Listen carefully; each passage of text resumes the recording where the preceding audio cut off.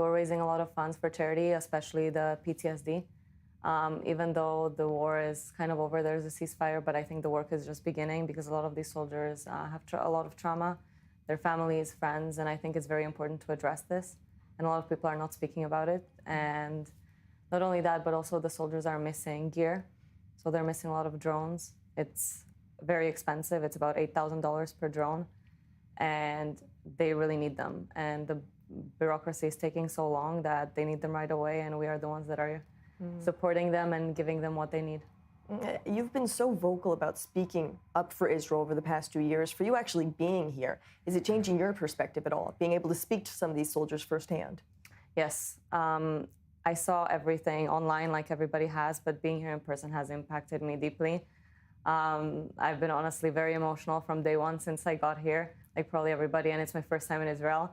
And I said, when I'll come here, I want it to be very special, and I think it is, and it's impacted me, and I think it will leave a mark on me like every Jewish person. What made you change your platform? You've been vocal, you've been in the headlines, you've been in the spotlight for years, even since 2012 when you became Miss Slovakia, but what was the true turning point when you started using this following to speak up for Israel and the Jewish people? So, of course, it happened all after October 7th right away. When I woke up in Canada, we're 6 hours behind Israel, and I saw everything right away on the news, and I was crying, and I was thinking what to do and how I can help, how we can help from so far.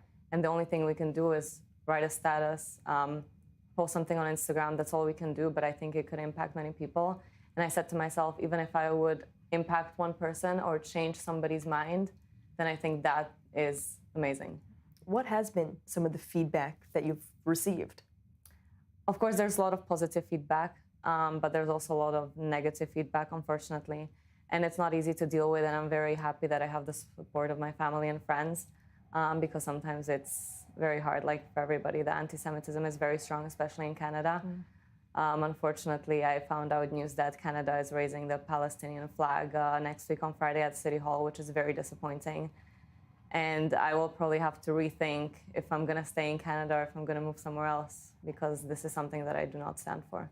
So how has these past 2 years, you hinting at it, being so vocal for Israel, living in Canada, here on I-24 News, we continue to report on the very alarming and concerning rise in anti-Semitism in Canada. Are you truly thinking about moving here to Israel? I spoke about it to my mom actually yesterday, that we should maybe start looking into real estate here because the situation is very unstable, not only in Canada, but also New York. And New York is 50 minutes by air from Toronto, so it's very close, and I don't know what can happen. It's a big question mark, and it's not going the good direction. That's all I can say to this topic for now. Miriam, what would your grandmother say about this? You often speak about her. She's a Holocaust survivor herself. What would she be saying about the advocacy that you're doing right here in Israel? So she always told me one thing, because I asked her, like, how did the Holocaust happen? How did the people let that happen? And she told me one thing: the people were silent. People were not speaking up, and this made me speak up, because I'm like, I do not want this to ever happen again.